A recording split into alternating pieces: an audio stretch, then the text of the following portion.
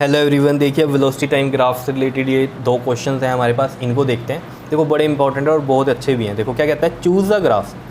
क्या है पहले में, क्या है a ball is thrown upward, ball को अपवर्ड थ्रो किया, और दूसरे में देन गोइंग डाउनवर्ड। और इनमें से चूज़ करो ग्राफ कौन सा किसके लिए है। ठीक है, तो देखो पहली बात ये समझो आप इसके अंदर कि जो फर्स्ट पार्ट है इसमें, जब थ्रो किया अपवर्ड, तो जब अपवर्ड हम थ्रो कर रहे हैं तो किसी वेलोसिटी से थ्रो करेंगे ना बॉल को, तो यानी कि जो हमारी इनिशियल वेलोसिटी है वो कैसी है, मैक्सिमम है उस टाइम पे। ठीक है, और जो फाइनल वेलोसिटी होगी, जैसे आपने यहाँ से बॉल को ऊपर थ्रो किया तो यहाँ पर क्या है, मैक्सिमम है वेलोसिटी, और ऊपर जाते जाते क्या होगी, यहाँ जीरो होगी।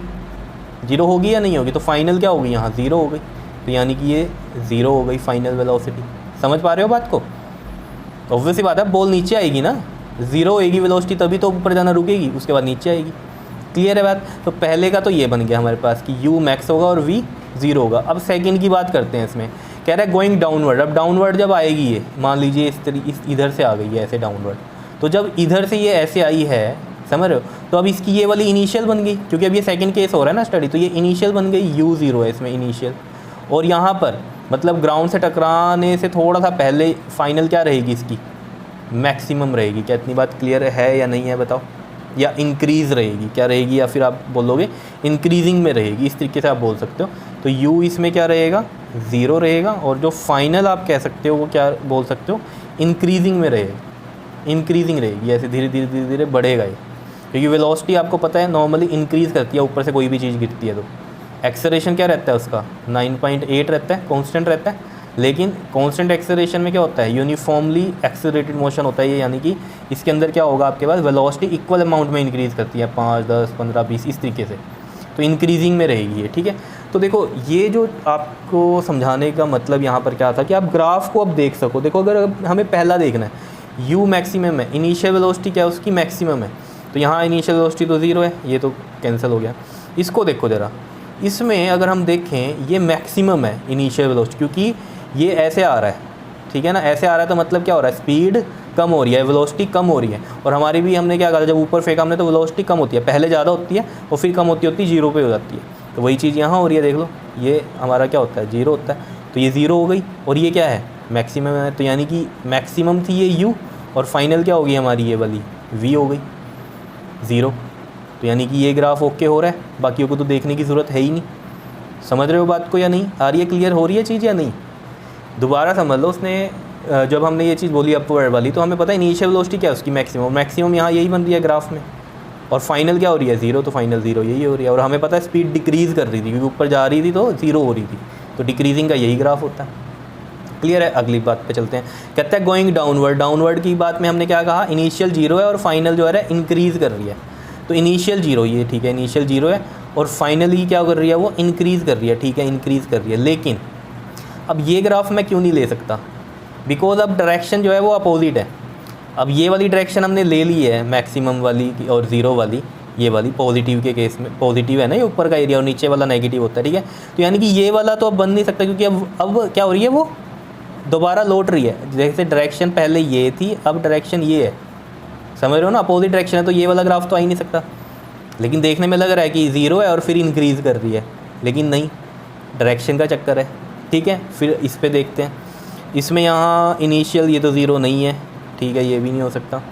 ये देखते हैं, ये क्या हो सकता है, क्या इनिशियल इसमें ज़ीरो है, ठीक है, इनिशियल तो ज़ीरो ही है, और फाइनल इंक्रीज़ कर रही है, बिल्कुल ओके है ये ग्राफ। फाइनली देख लो ये इंक्रीज़ कर रही है, और ये नेगेटिव में क्यों लिया, क्योंकि अब क्या है, ये डायरेक्शन देखो ना, पहले ऐसे गई ऊपर चीज़ जो बॉल है थ्रो की है, और वापसी में फिर कैसे आई है, वो नीचे आई है ना, इस डायरेक्शन में आई है। तो पहले तो हमने ये वाली डायरेक्शन पॉजिटिव में ले ली, ये वाली, अब ये वाली जो डायरेक्शन है ये नेगेटिव में लेनी पड़ेगी, तो इस साइड ही लेंगे। तो इसमें फिर यही बन रहा है, इनिशियल ज़ीरो और फिर फाइनल इंक्रीज़ करती जा रही है। देखो वेलोसिटी इस साइड क्या आ रही है, इंक्रीज़ में, नेगेटिव में है, लेकिन नेगेटिव का मतलब सिर्फ यहाँ डायरेक्शन से है। समझ रहे हो बात को? तो यानी कि हमारा जो फर्स्ट का आंसर में ये बी वाला ग्राफ आएगा, और सेकेंड के आंसर में ये डी वाला ग्राफ आएगा। क्या इतनी बात क्लियर है या नहीं है? इस तरीके से आपने ये आंसर करने हैं। क्लियर? आ जाइए जी अब सेकंड क्वेश्चन पर। देखो सेकंड क्वेश्चन में क्या कहता है, कहता है see the graph in which time period 0 to 2 और 2 to 4 एक्सेलरेशन इज़ मोर।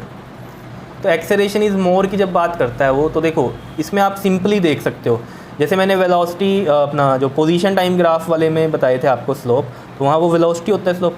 तो वेलोसिटी वाले में मैंने आपको बताया था कैसे देखते हैं हम स्लोप किसका ज़्यादा, एंगल से देखते थे, जिसका एंगल बड़ा विद टाइम उसका स्लोप ज़्यादा, उसका स्लोप ज़्यादा मतलब उसकी वेलोसिटी ज़्यादा। यही मैंने आपको बताया था, जैसे ए है और बी है पार्ट, और ये है हमारा पोजीशन टाइम वाला ग्राफ, ठीक।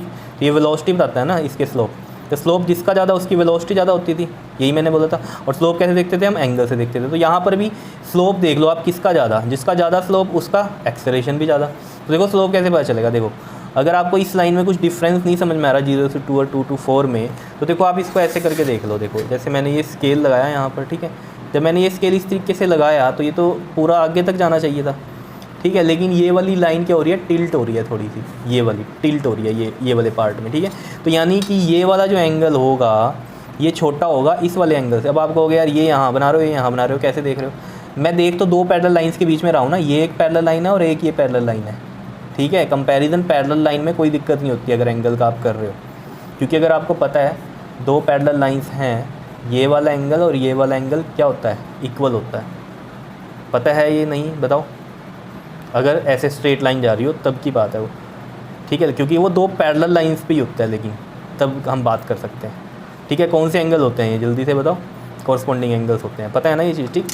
अब यहाँ पर तो ये कॉरस्पॉन्डिंग वाली कहानी नहीं है, सिर्फ यहाँ तो आपने देखना दो पैरेलल लाइंस हैं, इस वजह से मैं ये कंपैरिजन कर पा रहा हूँ एंगल्स का, ठीक है ना, क्योंकि बेस हमने वही लिया है जो इसका है, ठीक है, ये बेस और ये बेस, बात समझ रहे हो। क्योंकि इस लाइन को भी उठाकर अगर मैं यहाँ लाऊंगा तब इसके साथ वो इतना एंगल बनेगा जितना यहाँ बन रहा है। चलो मेन बात को ध्यान में रखना कि हम एंगल यहाँ भी देख सकते हैं और यहाँ भी देख सकते हैं। तो ये वाला एंगल क्या है, बड़ा है और इसका एंगल छोटा है। तो जो 0 से 2 के बीच में जो पार्ट है, यानी कि यहाँ पर क्या है, स्लोप ज़्यादा है और यानी कि एक्सेलरेशन यहाँ पर ज़्यादा है। तो आप कैसे लिखोगे यहाँ पर कि जो एक्सेलरेशन है वो क्या है, 0 से 2 वाले पार्ट में क्या है, मोर है। तो हम लिख देंगे acceleration is more due to slope, ठीक है जी, क्योंकि इसका स्लोप बड़ा है एज़ कम्पेयर टू दिस, ठीक है बात। और वो कैसे पता चलता है हमें, एंगल से, बिकॉज यहाँ पर एंगल्स क्या हैं, इसका बड़ा है इसका छोटा है। अगर स्लोप वाली बात नहीं करनी फिर दूसरा हम कैसे कर सकते हैं, फिर तो एक्सेलरेशन ही निकाल लो आप, किसका ज़्यादा है वो पता चल जाएगा।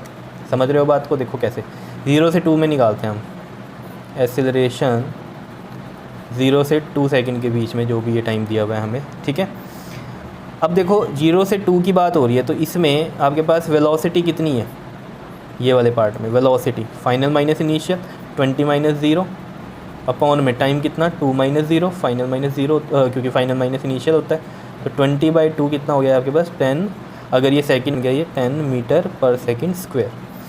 अब दूसरे पार्ट में भी निकाल देते हैं एक्सेलरेशन 2 to 4 में, तो इसमें भी देखो वही करना है, 2 to 4 वाले में इतने पार्ट में देखना है हमें। तो यानी कि इसमें भी ये फाइनल है और ये क्या है, इनिशियल है वेलोसिटी। तो 30 माइनस में 20 अपॉन में, और ये वाला टाइम पीरियड ये वाला, यानी कि 4 - 2 कितना आ जाएगा, ये 10/2, ये कितना आ रहा है 5 मीटर पर सेकंड स्क्वायर। एक्सेलरेशन क्योंकि मीटर पर सेकंड स्क्वायर में होता है इसलिए, और ये अगर सेकंड में हमें गिवन और ये मीटर पर सेकंड में सॉरी, तो इस तरीके से होगा। क्लियर है इतनी बात, बताओ। तो यहाँ से भी आपको साफ पता चल रहा है किसका ज़्यादा एक्सेलरेशन, इसका 0 से 2 वाले का एक्सेलरेशन ज़्यादा है या नहीं है, बताओ। 10 है, इसका 5 है, ऐसे भी देख सकते हो, नहीं तो स्लोप से देख सकते हो। क्लियर आया समझ में क्वेश्चन, ठीक है। तो बहुत इंपॉर्टेंट क्वेश्चन है ये, मेन है आपको ग्राफ समझ में आनी चाहिए और ग्राफ को रीड आउट करना आना चाहिए। बच्चों को बड़ी कन्फ्यूज़न होती है, रीड आउट नहीं होते उनसे, तो आपको समझना है।